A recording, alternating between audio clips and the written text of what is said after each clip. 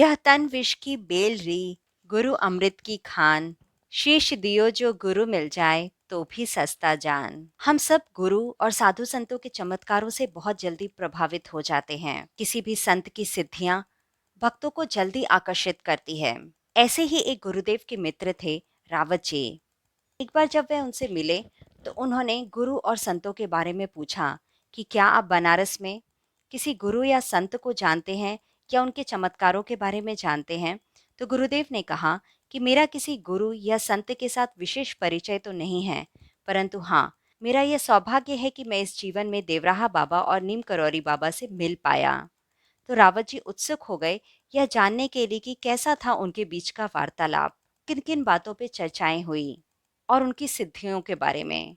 तो श्री राम ने इस पर कहा कि मैंने उनकी कोई सिद्धियों को कभी परखा तो नहीं है, लेकिन हाँ, उनके पास बहुत सारे लोग आते और जाते रहते हैं, कुछ अपनी समस्याओं को लेकर, या हो सकता है कि कुछ समस्याओं का निवारण भी उन्हें वहां मिलता होगा। परंतु हाँ, मेरा सौभाग्य था कि मैं नीम करौरी बाबा से मिला। श्री राम ने उनसे अपनी भेंट के बारे में बताया। उन्होंने कहा कि बनारस में कई संत हुए हैं, स्वामी विशुद्धानंद, महाअवतार बाबा, देवराहा बाबा। कई लोगों ने उनकी कई सिद्धियों और चमत्कारों को अनुभव किया है। श्री राम नीम करौरी बाबा से 1951 में मिले थे। उस समय उनका डेरा संगम के आसपास था। वे वहीं घूम फिर रहे थे। किसी महंत या महामंडलेश्वर के जैसे उनका वैभव नहीं था। साधारण संत की तरह वे वहां घूम रहे थे। तभी श्री राम पर उनकी नजर पड़ी। नजर क्या पड़ी, वे उन्हें घूर कर देख रहे थे। श्री राम को ऐसा अनुभव हुआ कि शायद कोई अपराध उनसे हो गया है। श्री राम ने बाबा जी को प्रणाम कहा और कहा कि बाबा जी, यदि कोई अपराध मुझसे हो गया है, मुझे बताने की कृपा करें। बाबा जी को घूरता देखकर उन्होंने यह प्रश्न किया था। इस प्रश्न के उत्तर में बाबा जी ठहठहाकर हंस दिए और कहे कि अपराध तो तुमसे हो चुका है। इस पर श्री राम ने आश्चर्य में पूछा, कैसा अपराध, कौन सा अपराध। तो बाबा जी ने कहा कि इस संसार में आने का अपराध। तुम इस संसार में क्यों आए, तुम तो मुक्त आत्मा हो। इस पर गुरुदेव ने उत्तर दिया कि आना पड़ता है, ईश्वर की जैसी इच्छा होती है वैसा ही करना पड़ता है।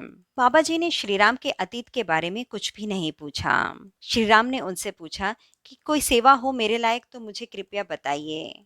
बाबा जी ने कहा कि आप मेरी सेवा मत कीजिए, आप केवल अपने गुरु की सेवा करिए। हमें तो किसी गुरु का सानिध्य नहीं मिला था, परंतु आप सौभाग्यशाली हैं कि आपको गुरु मिले।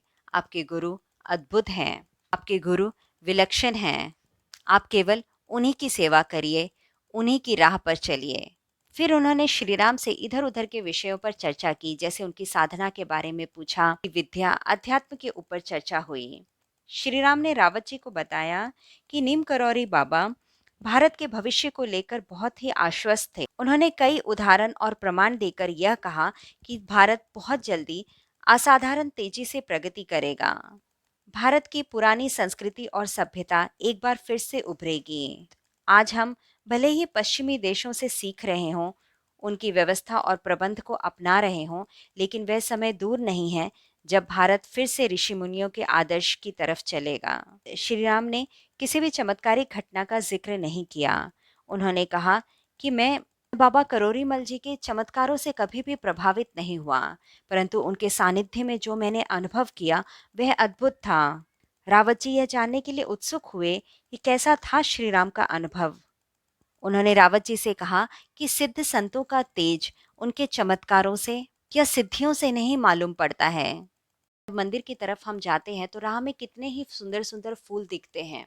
फूलों को देखने या चुनने में उलझ गए तो हम ईश्वर तक पहुंचने की हमारी जीवन यात्रा रुक जाएगी, थम जाएगी। नीम करौरी बाबा हो या देवराहा बाबा, दोनों की यात्रा जारी थी। यही शक्ति उनके तेज का प्रमाण है। यही शक्ति उनके आध्यात्मिक स्तर के बारे में बताती है। मेरा भी अनुभव कुछ ऐसा ही था। गुरुदेव ने आगे कहा कि मुझे भी नीम करौरी बाबा के सानिध्य में ऐसा महसूस हो रहा था कि जैसे कोई शक्ति मुझे ऊपर की ओर, सूर्य की ओर खींच रही हो।